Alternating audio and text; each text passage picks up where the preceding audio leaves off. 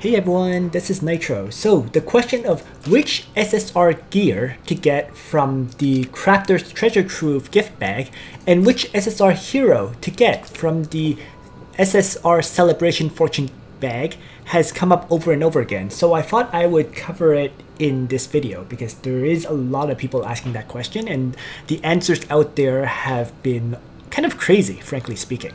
Alright, so I'm going to start with the equipment bag before going to the hero bag.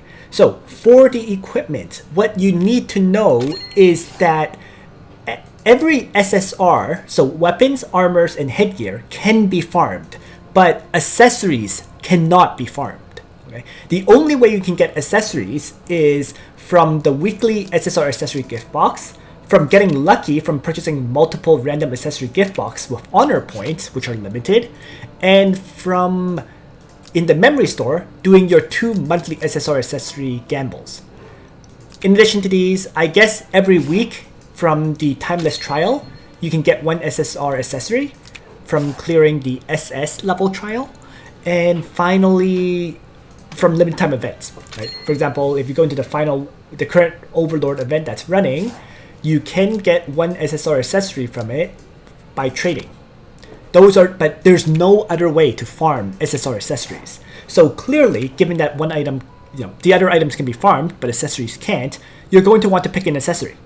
All right? So let's talk about the best accessories to get. Right? Well, this rule only does apply if you plan to get into PvP later on. Okay? If you don't plan to get into PvP, you just plan to PvE, then you might indeed choose to get something like, let's say, an Uller's Bow for Omega or something. But if you do plan to PvP, the accessories that are by far the best at this point are the following: Swordsmith Medal and Twilight Star. Okay, Juggler plushie, you would want at least one of them as well, but these 3 are the ones that you would really want to aim for. Swordsmiths, because they're usable on almost every healer, every AoE DPS, okay? Every character that converts defense or magic defense into attack.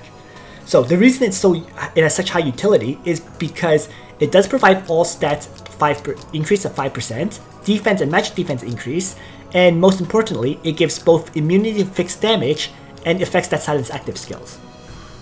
Given that if your characters get silenced, they can't use their skills, that immunity to silence is the most key part of this. And of course, the immunity to fixed damage can be quite useful because it will protect, let's say, your Shrine Maiden equipped healers from taking fixed damage before combat, and thus they won't get one-shotted. So that's why Swordsmith Battle is so good. There's roughly 11 heroes, I think, that can use it. I'll have the list of the 11 heroes in the video description, because I don't want to go over them right now. Other than that, the Twilight Star is useful because before initiating battle, you deal fixed damage to the enemy 1 time. The amount is equals to 0.5 times the hero's attack or int, whichever is lowest. Okay? And if the enemy is formed of mixed units, such as let's say a Mage Liana with Holy Shrine Maidens, then they will not be invulnerable to the damage dealt this time. So why is Twilight Star good? Because of that fixed damage before combat. What it will do is it's going to break Shrine Maidens if the character is not Holy Class with Holy Class Shrine Maidens with, let's say, a Swordsmith Medal or Meditation Ring. So if the Shrine Maidens get broken, then the healer is a one-shot. And it will also break the Last Rites. So Last Rites providing that 40% damage reduction. If they take fixed damage before combat, Last Rites effect will not kick in, and thus the hero will die. Once again. So that's why those 2 items are by far the best. Yes, Twilight Star does only provide a 5% int and attack increase. Right? So if we look at my Twilight Star, for example, it has attack and int with 5% attack and int increase. So as compared to maybe, let's say, a Slayer's Emblem, it provides 8% attack with hit points and attack. It is less damage, I guess, or less stats on your hero as a result of doing the fixed damage. So for PvE content, it's not exactly required, but for PvP, the more of your DPS characters that have it, especially your single target DPS that is, the better your party is. So those two would be by far the best items to get in the long term if you plan to get into PvP eventually. I heard people say and recommend getting Overlord's Badge, for example. I cannot recommend getting an Overlord's Badge. Okay, an Overlord's Badge is merely a nice-to-have piece of item because it grants immunity to defense and magic defense reduction, attack and int reduction, and mobility reduction. Is it required? Ultimately, frankly, no. Okay, you can get all of these immunities if you bring someone who brings Gospel, such as Deedlit, by Gospeling your tank, or bringing Leanna with Gospel, or bringing Rachel with Gospel. So if you Gospel your tank, they're safe. Okay. And in addition, if you just need the attack and int reduction immunity, okay, you can use an SR, Esoteric Slate. Like this would be an item for, let's say, fighting the Fire Dragon that applies attack and int reduction. But the SR equipment, Esoteric Slate, does provide that immunity, and thus you truly do not need an Overlord's Badge. I'm just scrolling down trying to find my Esoteric Slate as a side note. I just have way too many items, clearly. But there we go. See, we have some Esoteric Slates here. It provides immunity to attack and int reduction, and it can work well enough for beating, let's say, the Fire Dragon for the first time. Alright. So I truly can't recommend the Overlord's Badge. And frankly speaking, at most, you might consider having one on, let's say, your Landius. But even in the case of Landius, he can very well use a Swordsmith medal instead for PvP purposes. Or as this upcoming season is having, Bloodpack Landius is going to become the character of choice because of Elwyn bringing Sword Soul all the time, applying that cannot be healed effect. So overall, in conclusion, those are the only two accessories I would recommend people buy if they're interested in PvP. If you're not interested in PvP, if you're purely PvE oriented, then your idea indeed might change because you don't care about equipment, frankly speaking. For example, you might consider getting Omega and Uller's Bow so that Omega can one-shot things easily on timeless trials every week, stuff like that. So if you're PvE oriented, the concept of gear changes. But frankly, as well, if you're PvE oriented, why would you want to spend the $20 to get this SSR item? So let's move on. All right. So that was the accessory. Wow, I went on for a while about that. Now let's talk about the hero. All right. So you have the choice with the other bag. You have the choice of any hero that is in Langrisser Mobile that is part of the Langrisser series. So no collaboration heroes here. I was asked which is the best heroes to get. Well, there's several things you can consider. Okay? First of all, if you're in the early stages of the game still, you're looking to still clear, let's say, the Eternal Temple level 70 versions, as well as probably clearing the Ancient Beckoning or preparing a party to clear all the Ancient Beckoning fights. Right? Ancient Beckoning needs, for example, every boss uses a different kind of opponent. For example, the first one wants Princess Alliance and List Legends. Second one, Dark Reincarnation and Mythical Realm. Third one is Empire's Honor and Strategic Masters. Fourth one is Protagonist and Legion of Glory. Fifth one is Organs of Light and Meteor. So ultimately, to be able to clear all of these Ancient Beckoning battles and get the S rank on them all, you need a wide variety of characters. And that applies to both Ancient Beckoning as well as Eternal Temple.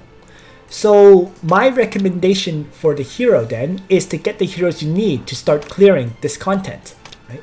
The Eternal Temple as well as the Ancient Beckoning fights. Right? Pick a hero that would assist you in clearing those. The other thing to consider there as well is the upcoming banners for Global. And I will have a link in the video description to this. Right? This is a Google Doc. That's the predicted banner schedule for Global. It shows all the upcoming banners. So if we scroll over to December, which is right now, next week should be a Sigma Claret Brenda banner. All right. And then if we go down to January here, we see the upcoming banners for January, February, March, and then April and part of May. So we get all the way to May because the Chinese server is roughly, I think, 5.5 months ahead of us. So that's how far we can see ahead in terms of the banners.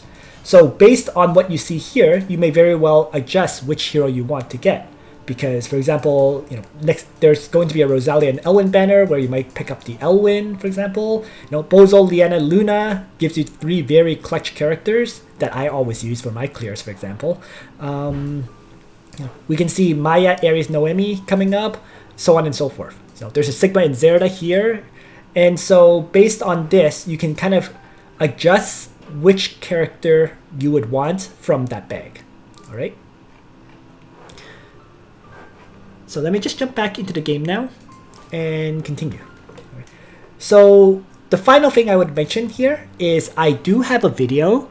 I'll also link this video, which shows the characters I think you should build, or everyone should build, to most efficiently be able to clear Eternal Temple as well as Ancient Beckoning. Okay. This video was created back in May of this year, so May 2020, but it is still completely applicable because the banners that we've been getting have been much more PvP oriented than PvE oriented characters. So what I mean by that is, from what I've seen, a lot of the characters that have been released recently are the Langrista reincarnation heroes. But jumping into the events once again, if we click on Eternal Temple, if we look at this list here, the Langrista reincarnation faction doesn't seem to be used for any of the Eternal Temple fights. And similarly, if we go into the Ancient Beckoning, what it says is, once again, it doesn't seem to be updated to say the Langrista reincarnation is used for any of these fights. So given that they're not used at all, they're clearly much more of a PvP oriented faction as a result. Nice to build, definitely, but not absolutely required. Of course, I know the reincarnation heroes are part of different other factions, right? Every reincarnation hero is not just limited to reincarnation only, of course. But if you do build the reincarnation faction heroes, you'd have to consider them as being part of the other faction rather than the one that you're rather than being part of reincarnation, basically. Okay. So the heroes, the hero choice there is much more difficult to say in general because everyone has access to different heroes. So that's why I was saying refer to my other video about the heroes to build, and that would give you a good idea of the ones that would be best for building up to be able to clear all the endgame content so you can start preparing a party for PvP. Okay. So that's it. Thanks for watching, everyone. I hope you found this video useful to you. Nitro out.